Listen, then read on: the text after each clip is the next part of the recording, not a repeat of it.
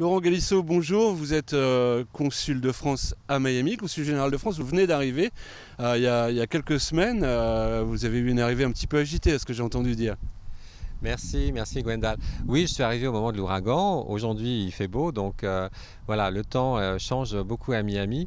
Mais c'est vrai que préparer notre communauté française aux ouragans est un véritable enjeu pour nous au consulat général. Alors une première alerte ouragan comme ça, c'est assez difficile à gérer, hein. C'est plusieurs jours de travail, peut-être des nuits aussi. J'ai vu qu'il y avait des photos qui avaient été prises au consulat. Ça n'a pas chômé pendant l'ouragan Dorian. Oui, merci. On a une équipe extrêmement bien rodée et moi j'ai aussi eu la chance d'avoir l'expérience de mon prédécesseur, Clément Leclerc. Donc ensemble, on a pu réagir. C'était beaucoup de préparation. Heureusement, l'ouragan Dorian a évité la Floride, il n'a pas évité les Bahamas malheureusement, mais donc toute cette préparation a été pour nous très utile pour mieux connaître à la fois notre dispositif de chef d'îlot, le mobiliser et bien évidemment passer les consignes de sécurité nécessaires à tous nos ressortissants.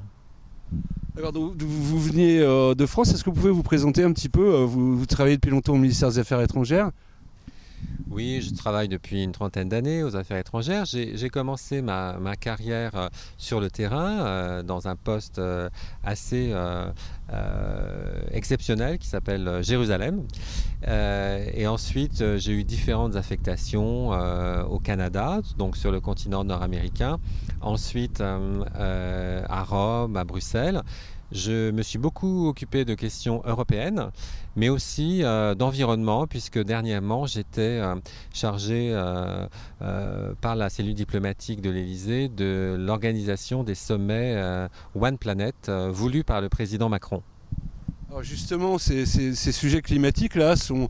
quand on a des ouragans comme Dorian qui a dévasté le nord des îles Bahamas et qui nous a causé beaucoup d'inquiétudes ici, vous avez pu mesurer un petit peu à Miami que tout ce qui était lié au réchauffement climatique, à la montée des océans, avait tout de suite un impact assez conséquent sur les esprits.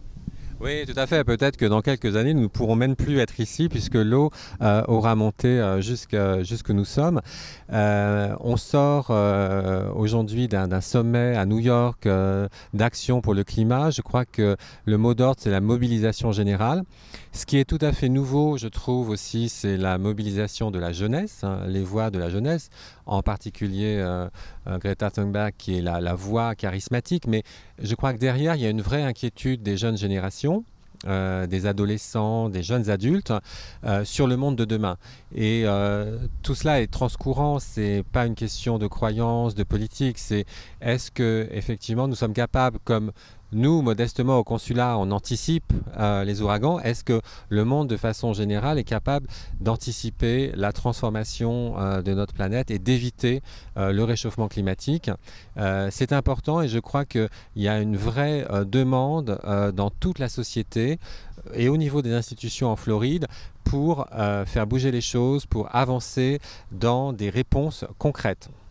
Vous pensez vraiment que les États-Unis avancent dans la bonne direction ?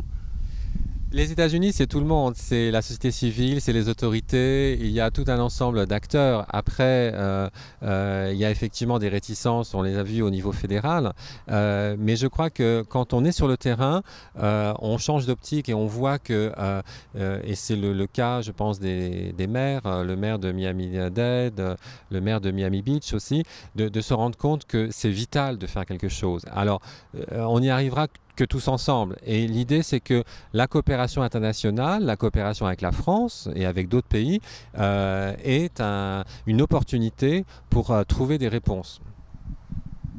Thomas Regalado, l'ancien maire de Miami, il y a 2 ans, m'avait dit, dans une interview, il m'avait dit 2 fois, nous sommes en danger à Miami. Je ne lui avais pas posé la question.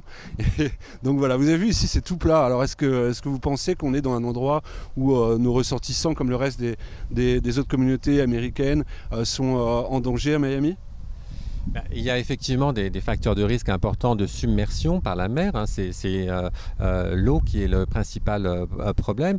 Mais c'est en fait derrière tout ça, c'est la question de la ville durable. Comment on peut bâtir des villes durables? Je pense que Miami est une ville très jeune, mais quand elle s'est construite, on a s'est pas forcément posé la question du réchauffement, de la montée des eaux. Aujourd'hui, on est obligé de l'intégrer dans les politiques urbaines et ça veut dire des changements, y compris des changements d'aménagement, des changements aussi de mode de vie. Les consommateurs, un certain nombre de citoyens en tout cas, sont prêts, tout simplement parce que c'est l'avenir de leurs enfants qui est en jeu. Alors monsieur le consul, fin août, nous avons eu à Biarritz le dernier G7 en date et donc la transition va être transatlantique puisque elle aussi va faire le G7 va faire ses valises, ce sera peut-être un G8 d'ailleurs. Et pour atterrir à Miami, probablement avant l'été, on n'a pas encore la date, mais probablement. Oui, tout à fait. Alors, la présidence française du G7 s'achève à la fin de l'année. Ensuite, nos amis américains prennent la présidence et le président Trump a annoncé un G7 à Miami, donc à confirmer sans doute à l'été. Ce qui est important pour nous, c'est justement de s'assurer que les dossiers de la présidence française, qui étaient très ambitieux, notamment au niveau des relations internationales, de la coopération sur le commerce, mais aussi des océans. Et je crois qu'à Miami, une fois encore, on aura l'occasion d'approfondir cette question de la gestion des océans, de la lutte contre la pollution plastique. La préservation de la biodiversité sont des sujets importants vus de Miami et je pense qu'on aura des rencontres et des échanges très fructueux. L'un des volets problématiques justement sur les océans et qui est commun à toute la Caraïbe, y compris les Antilles françaises, les Grandes Antilles, la Floride et puis on l'a vu l'année dernière malheureusement la côte du Quintana Roo au Mexique, ce sont les invasions de sargasses. Cet été ça a été assez pénible, il y en a eu un petit peu plus que l'année dernière, c'est pas encore une catastrophe en Floride, mais on en est quand même pas loin. Oui, c'est le sujet vraiment de la préservation des écosystèmes marins. C'est indispensable pour les espèces, pour végétales mais aussi animales et pour la préservation de l'économie. Ce sont des économies touristiques et effectivement ces pollutions perturbent considérablement. Nous aurons justement en Guadeloupe fin octobre une conférence internationale sur les sargasses et la coopération de notre outre-mer, de nos Antilles française avec la Floride est vraiment un sujet très intéressant à approfondir et j'espère bien que nous pourrons renforcer cette coopération. Alors quels sont les prochains rendez-vous du consul de France ? Alors beaucoup de rendez-vous économiques, déjà cette semaine avec la première participation de la Martinique et de la Guadeloupe et de la Guyane au America's Food and Beverage Show à Miami Beach. C'est la première fois que nos produits des Caraïbes étaient présentés à Miami, c'est très important pour percer de nouveaux marchés. Et bien sûr, un rendez-vous maintenant régulier qui sont les French Week à Miami du 14 au 21 novembre. Merci beaucoup. Merci à vous. Et bienvenue à Miami.